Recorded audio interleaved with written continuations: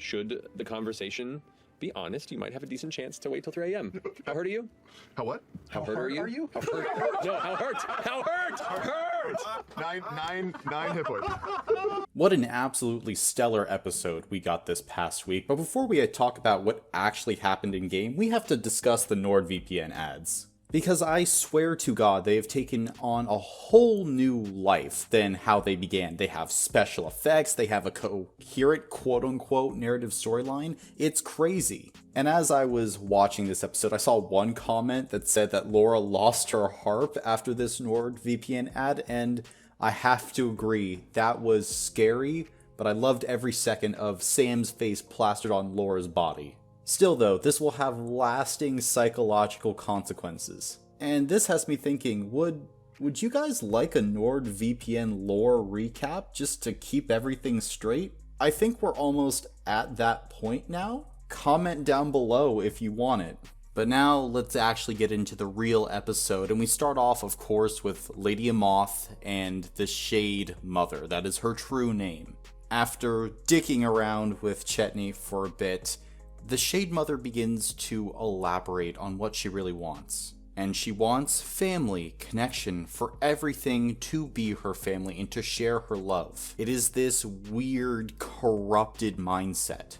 Now I have a lot of theories about this, but we're going to hold off on those until the end of this video. Because the Shade Mother starts hovering with what I assume is Broomstone, and the Green Seekers with Bell's Hells begin to fight the Shade Mother. And honestly, I think this was a super close fight. Fern might have saved the party with that daylight spell, because it was wreaking havoc the entire combat. I mean, there wasn't a lack of damage to the party in this fight. Between the Shade Mother, Lady Emoth Cad, and the Shade Creepers that were coming in hordes, it was just unwinnable, and I was definitely scared that the party might be overwhelmed for a second. It's great that they got the hell out of there, and it's great that Chetney was able to enclose Emoth Cade, and eventually with some great rolling from Fern, get the ball out of the room that Emoth Cade was trapped in. It was a bit of a daring escape, but luckily the party did get away. Afterward, the party has a conversation with the Green Seekers, where they learn who the Green Seekers work for, one of the Mahan houses, who has a particular hate of Armand Treshy, and they are made honorary Green Seekers. Well, I guess more than honorary, they're getting patches, there's plausible deniability, but I'm glad that we'll probably be seeing more of the Green Seekers later in this campaign. And before going any further, I want to talk about luck this session, because this is one of those sessions where you can do everything right,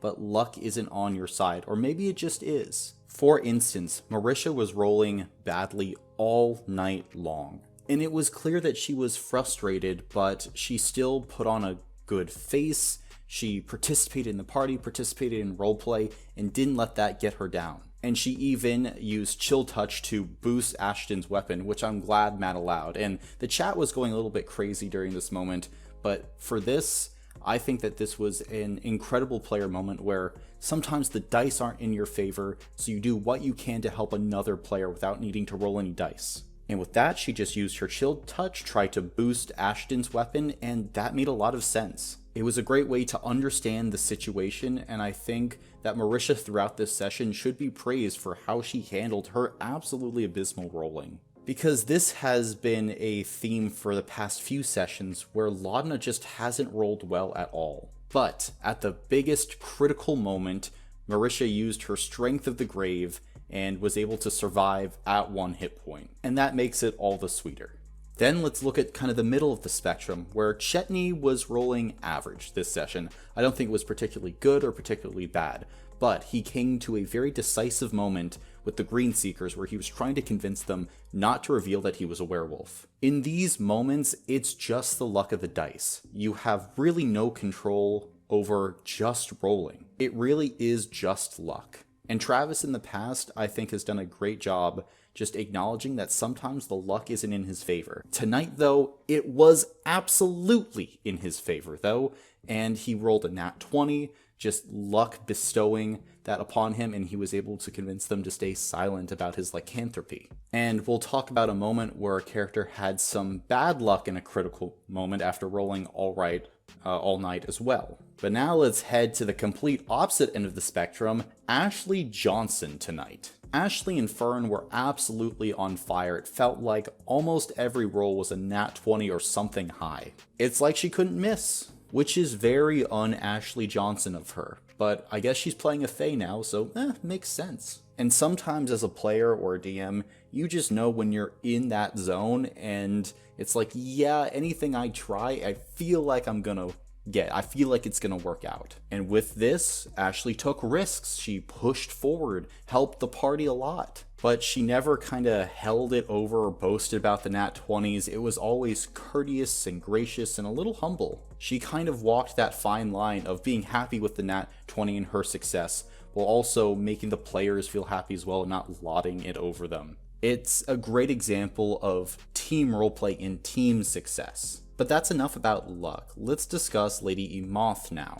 Because Imogen tried to read her mind and figure out what was in there. And I do believe that Emoth is somewhere in there, or at least a hint of her. But she notes how Mother will be free, and the night will come, and all will join her. Now, the coming night definitely references an astrological event. We've talked about on this channel before, Ruidus Rising. That is coming soon, so I'm wondering if that is the quote-unquote coming night. She also says that all will join the Shade Mother. She is completely enthralled or corrupted by this entity. But there is still that shred of intelligence there. They're a hive mind, but there is definitely moments where Emoth takes more control and the Shade Mother takes more control, I think. But one thing's for certain, I believe that Emoth Cade and others like her, like Duggar, are just too far gone, and I don't think you could ever bring them back. Which is terrifying. Any one of the party members, and I mean any one of the party members, could be subject to this corruption. But speaking of some type of corruption or malfunctioning, let's discuss Fresh Cut Grass in this episode. Because he was beginning to shut down. Not really sure what was going on, but definitely something happened that triggered his malfunctioning. Now, his backstory, when he tried to talk about it before, that caused malfunctioning as well. I'm wondering if he has knowledge or connections to the Shade Mother or something else that was discussed. And it's not related to the poison. Matt clarified that as Fresh Cut Grass got his poison removed, but was still malfunctioning. I combed through the episode a bit, and I don't exactly know what could have caused it, so maybe discuss that in the comments below. Why was Fresh Cut Grass malfunctioning? That's the one thing that I'm having trouble putting together. But eventually, the Green Seekers in the party, after turning in Emoth Cade, go their separate ways and head to the Sit and Swill, or the Sit and Swim. The Salmon Shark? I don't know, whatever you want to call it. And a few notable things happen here. Firstly, we have to talk about Chetney and Fern and Travis engaging with romance. He's come so far lately, and to see a character from Travis Willingham going after Fern so brazenly, I found hilarious. And it also led to one of the best gags in Campaign 3 so far. There was also a nice moment between Lodna and Ashton. And I really am getting the feeling that Ashton is a person with a heart of gold. He came in, tried to cheer Lodna up, and I really think the two might have a great connection. Because Ashton can see past Lodna's exterior and really hit towards that core, that interior. They really don't care about you as a person. They're very accepting. And I would say that's almost what Lodna needs right now. And also, Lodna is just herself, wild, boisterous, expressive, interesting, which is, I think, something that definitely draws Ashton into the situation as well. I don't know, it was just a nice little moment. Additionally, we get another moment where the group comes together over Fresh Cut Grass's malfunctioning. And remember earlier in the campaign, I was talking about how this is a quote-unquote joke character, but Sam is going to put in more expression and more feeling and depth into Fresh Cut Grass. And this was the episode where he did that. And I loved Orem's two-way street comment and what he was trying to drive at as well. And as I watched the scene, I found myself just smiling ear to ear because I've been missing Liam a little bit in this campaign. Don't get me wrong, he's role-playing great as always, but he's taken more of a step back. because Orym is more subtle as a character. However, when Liam goes and opens up the floodgates to his role-playing potential, it is incredible, and you really go into the moment with him. It is definitely something I've been missing because we got a whole lot of that with Caleb. And of course, they didn't make a breakthrough this session, but it feels like a great setup moment for something bigger with Fresh Cut Grass in a future episode. And I think it also shows a lot of depth and maturity in Orym as well. But now we have to come to the moment that got me just absolutely screaming at my computer screen. First off, the group took a stone from one of the devices in, I guess, the cave, the laboratory of the Shade Mother. Imogen tries to look into the stone, and the stone doesn't want to let go, wants to be near Imogen, and wants to make you something better, wants to make you more. It's odd, it's dark, it's twisted. This is all terminology Matt has used before. It's terminology that Matt's used to describe a group of people before, the Somnovum. It's terminology and language that reminds me of Aor. Now, do I think this is directly connected to Aor? No, but I think it's connected to the Calamity without a doubt. There was talk in the episode of the Shadow Mother being corrupted, and it's almost certain by the end of the episode that it is the Nightmare King who's been doing this. His experimentations have been taking Broomstone and manipulating it to make it a corrupting influence. And I don't think he's using energy from the Feywild. I think that it's not primordial energy, it's necrotic, it's abyssal energy. Although I think the source would probably have to be in the Feywild. There is something dark there that is spreading itself now not just in the Feywild, but into the material plane. So we have this clearly eldritch stone, which is dangerous and corrupting. And then, just at the end of the session, just on a whim, Imogen goes, sits in a corner, and takes her mind shield down. And I'm torn here because as a DM, I'm like, yes, I want my players to take these risks and go for it. But on the other hand, Laura, what are you doing? Like, come on, this can't end well. And she made a charisma saving throw.